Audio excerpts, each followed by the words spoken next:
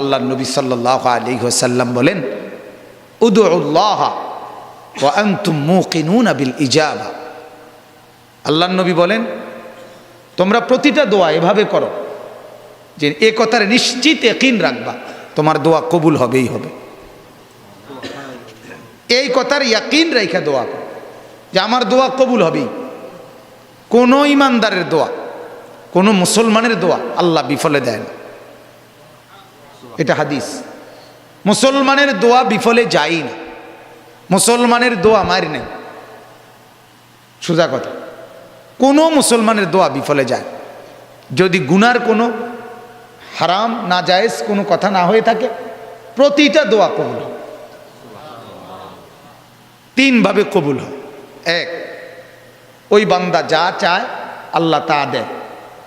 দুই, বান্দা যা চায় তা না দিয়ে আল্লাহ তাআলা তার কল্যাণ জানে। আল্লাহ যে এটা যদিও সে চাচ্ছে, তার কাছে মনে হইতেছে এটাতেই কল্যাণ, তো আল্লাহ জানে এটা আসলে তার জন্য কি না কল্যাণ। তো আল্লাহ তাআলা এই দোয়ার বরকতে তার কোনো বিপদ মুসিবত দূর করে দেয়।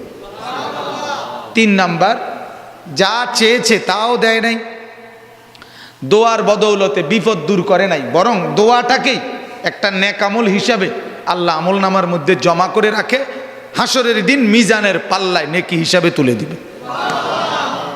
তাহলে বৃথা গেল কি?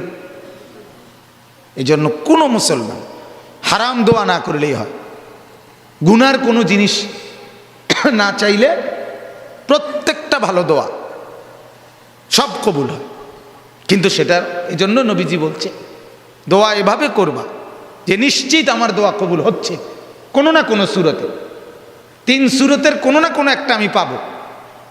এই জন্য দোয়া করতে থাকে। হাদিসের মধ্যে আছে, এই জন্য আল্লাহ নবী সাল্লাল্লাহু আলাইহি সাল্লাম বলছেন, দোয়া করতে কখনো বিরক্ত হবা না, দোয়া করতে কখনো ক্লান্ত হবা না। আল্লাহ নবী সাল্লাল্লাহু আলাইহি সাল্লাম বলেন, যতক্ষণ তোমরা তাড়াহুড়া না করবা ততক্ষণ তোমাদের দোয়া কবুল হতেই থাকবে। তো নবীজিকে জিজ্ঞাসা করছো, আমাল ইস্তেজাল, ইয়া রাসূলুল্লাহ তাড়াহুড়া কি?